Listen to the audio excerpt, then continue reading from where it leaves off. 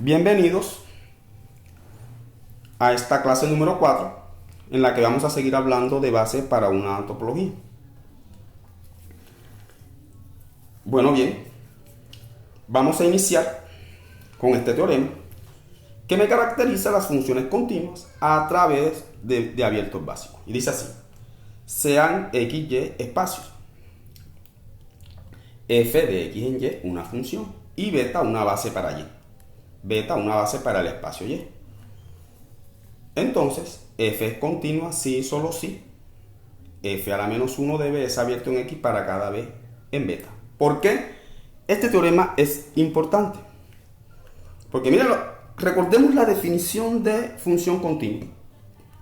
Una función es continua si f a la menos 1 de u es abierto en x para cada u abierto en y. La imagen inversa de un abierto en y me da un abierto en x. Eso es lo que me dice que la función f va a ser continua.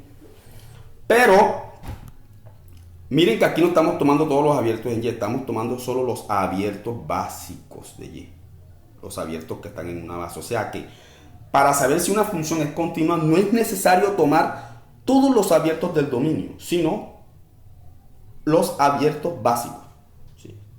Los abiertos que estén en alguna base. No es necesario tomar todos los abiertos. Entonces es mucho más fácil con este teorema saber cuándo una función es continua. Entonces, vamos para la primera implicación. Si f es continuo, f a la menos 1 de b es abierto en x para cada b abierto en y. En particular, para los b que están en beta.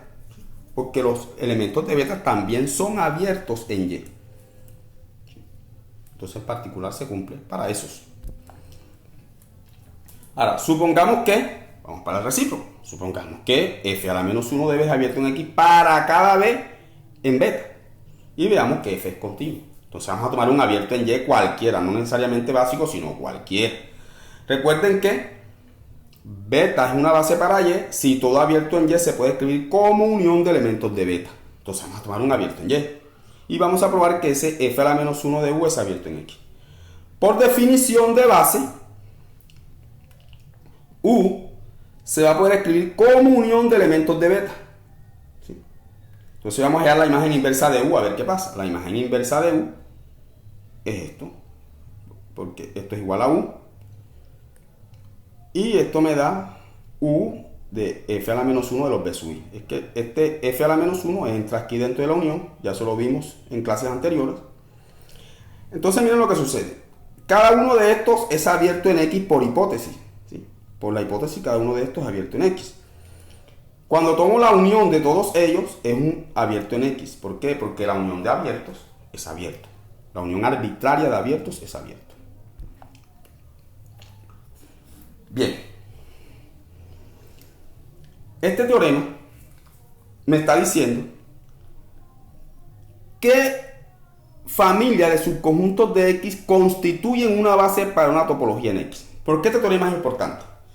Porque a veces tenemos familias de subconjuntos de x que no son una topología, pero que pueden ser una base para una topología.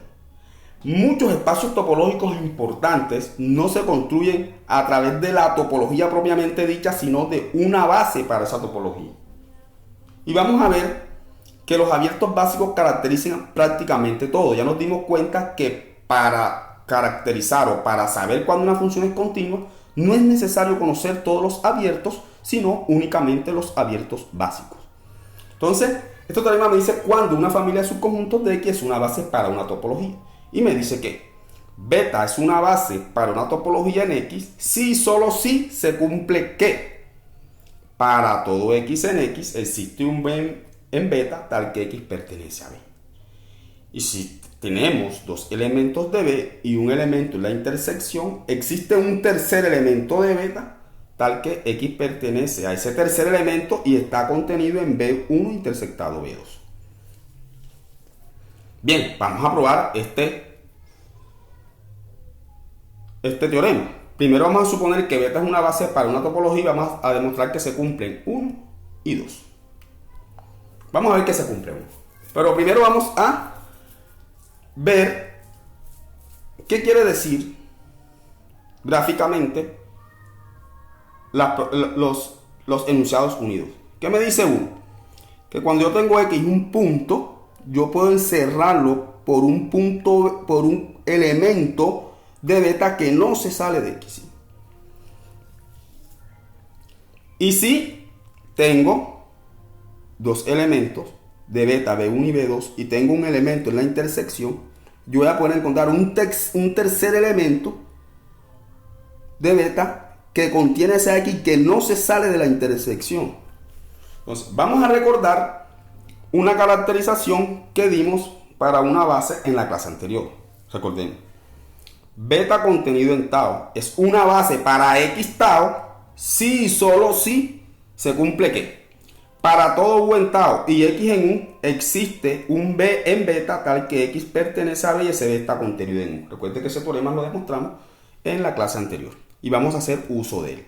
En realidad, esta caracterización de base es más útil que la definición misma, porque me da una definición local de base, local. Bien, entonces vamos a suponer que beta es una base para una topología en X, digamos ta, y veamos que se cumple 1 y 2. Vamos a probar primero 1. Entonces, se cumple fácilmente, ya que X está en tau. Si X está en tau es porque es abierto, ¿cierto? Entonces, para todo U en tau, entonces aquí en vez de U pongo X, porque es para todo. Puedo poner X en tau y X en X, existe un B en beta tal que X pertenece a B contenido en X. Cuando reemplazo U por X se cumple fácilmente, porque X es un abierto, X pertenece a tau. Entonces vamos a ver dos. Vamos a tomar un B1 y B2 en beta. Beta está contenido en tau porque es una base para la topología. Recuerdan que las bases están contenidas en la topología. Tengo B1 y B2. Entonces B1 intersectado B2 pertenece a tau. ¿Por qué? Porque la intersección de dos elementos de una topología es otro elemento de la topología. Vamos a tomar un elemento en B1 intersectado B2. Entonces va a existir un B3, lo vamos a llamar así, B3, tal que, vamos a ver la caracterización que hicimos anteriormente. Vamos a poner aquí, en lugar de U, vamos a poner B1 intersectado B2. B1 intersectado B2 pertenece a tau y X en B1 intersectado B2 existe un B3, vamos a llamarlo B3, tal que X pertenece a B3 contenido en B1 intersectado B2. Entonces ahí se da y por tanto se cumple 2. Se cumple 2. Continuemos con el recíproco. Bien. Supongamos que se cumplen 1 y 2. Y construyamos una topología en X que tenga a beta como una base. Obviamente, miremos la caracterización de base que ya dimos. Vamos a verla aquí. Obviamente, ¿cómo deben, si queremos que beta sea una base para esa topología que quiero construir, ¿cómo deben ser los elementos? Debe cumplir lo siguiente. Para todo U en tau y X en U debe existir un B en beta al que X pertenece a B contenido en U. Entonces, así vamos a construir tau. Así se debe construir. Tau se debe construir como aquellos U contenidos en X, tal que para todo X en U existe B en beta tal que X pertenece a B contenido en U. Si logramos probar que tau es una base, obviamente beta va a ser si logramos probar que tau es una topología, obviamente beta va a ser una base para esa topología. Por la forma como la hemos construido, ¿sí? La hemos construido exactamente para que beta sea una base para tau. Así lo hemos construido. Entonces, vacío está en tau. Si no estuviera en tau, es porque existe, vamos a negar esto aquí. Si no está en tau es porque existe un X en vacío tal que para todo B en beta, si X está en B, implica que B no está contenido en U. Y esto es un absurdo, iniciando porque existiría un X en el vacío y el vacío no tiene elemento. Entonces vacío está en tau simplemente por definición. Entonces, de 1 tenemos que para todo X en X existe B en beta tal que X pertenece a B contenido en X. Luego, X está en Tau. ¿Sí? Por la forma como hemos construido. Reemplacemos aquí U por X. Cumple todas las condiciones. Para todo X en X existe un B en beta tal que X pertenece a B contenido en X. Exactamente. Entonces ya X está aquí por 2. Entonces hemos probado que el vacío y X están en Tau, que es el primer axioma de definición de topología. Vamos a ver ahora. Vamos a tomar una familia de elementos de Tau y vamos a ver que la unión está en Tau. ¿Sí? Entonces, en efecto, vamos a tomar un X en la unión. Entonces existe un K en I tal que X está en ese U sub K y ese sub K está contenido en la unión. Ya eso lo hemos visto en clases anteriores. ¿Sí? Esa es la definición de unión. Si X está en la unión de los U sub I es porque está en al menos uno de ellos y lo hemos llamado U sub K. Como U sub K está en Tau, porque todos estos elementos los hemos escogido en Tau, en particular U sub K está en Tau. Por definición de Tau, existe un B en beta tal que X pertenece a B y ese B está contenido en U sub K y está contenido en la unión. Entonces, tomamos un elemento cualquiera en U sub I, en la unión de los U sub I, y probamos que existe un B que contiene ese X y ese B está contenido en la unión de todos esos U sub I. ¿Qué prueba eso? Que toda esta unión está en Tau, porque así se prueba. Se toma un elemento ahí cualquiera y se prueba que existe un elemento en beta que contiene a ese punto y ese B va a estar contenido en la unión. Eso es lo que vamos a probar. Eso fue lo que probamos, ¿sí? Sean ahora U y B en Tau. Y probemos que U intersección B pertenece a Tau. En efecto, vamos a ver lo mismo. Tomemos un X en la intersección. Entonces, X está en U y X está en B. Por definición de Tau, existen B1 y B2 en beta tales que X pertenece a B1 contenido en U y X pertenece a B2 contenido en B. Por 2, ¿sí? Como X está en B1 y está en B2, está en la intersección. Por 2, recordemos 2.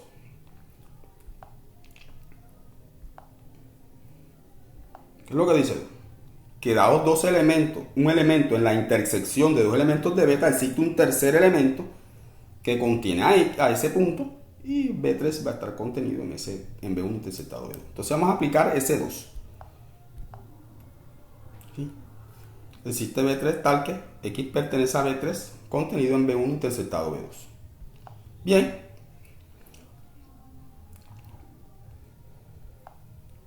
Ahí está. Entonces, X pertenece a B3 contenido en B1 intersectado B2, pero B1 está contenido en U y B2 está contenido en B. Ya esto prueba que U intersectado B pertenece a Tau. Bien. Vamos a usar ese teorema para construir dos bases para topologías en R, ¿sí? Entonces consideremos el conjunto de los números reales R. Este conjunto de los números reales. Y vamos a tomar beta igual al conjunto de los intervalos abiertos. Vamos a probar que eso es una base para una topología en R. ¿Sí? A R, con la topología inducida por esta base, la topología que contiene esta base, la vamos a llamar topología usual, ¿sí? La topología usual de R. Entonces vamos a tomar un X en R. Entonces, X menos 1, X más 1 es un intervalo abierto, por tanto pertenece a beta, y además X pertenece a X menos 1, X más 1. ¿Qué hemos probado ahí? Que para cada X en R existe un elemento, este que está aquí, en beta, al que contiene a X. ¿Qué es lo que dice la primera parte? Para todo X en X existe un B, tal que X pertenece a B. Vamos a ver que se cumple la segunda.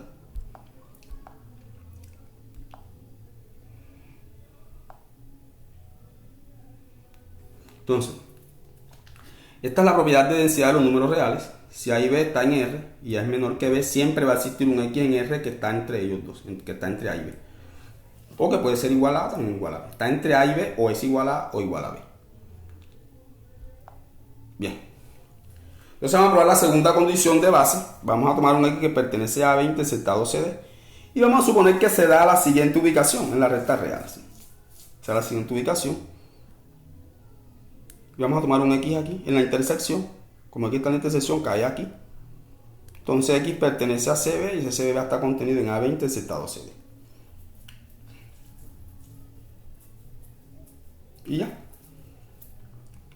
Entonces es una base. Ya sabemos que con esta topología, la topología generada por los intervalos abiertos, se llama la topología usual en R. Vamos a tomar ahora un segundo ejemplo. Es muy parecido, pero si no, vamos a tomar los intervalos abiertos, semiabiertos, que son cerrados en el inicio y abiertos aquí. Y acotados. Son semiabiertos acotados. Cerrados en A y abiertos en B. Vamos a probar que es una base para una topología. De igual manera, la parte I es análoga a como la vimos en el primer ejemplo. Entonces solo vamos a ver 2I, la parte 2. Y vamos a tomar X que pertenece a B intersectado CD. Y los ubicamos de esta manera. Es posible que por tricotomía pueden estar ubicados así. Entonces X pertenece a CD contenido en AB intersectado CD. Entonces aquí tenemos el elemento, el tercer elemento. Tomamos dos elementos y existe un tercero. Aquí el intervalo es abierto en B y aquí abierto en B y abierto en D.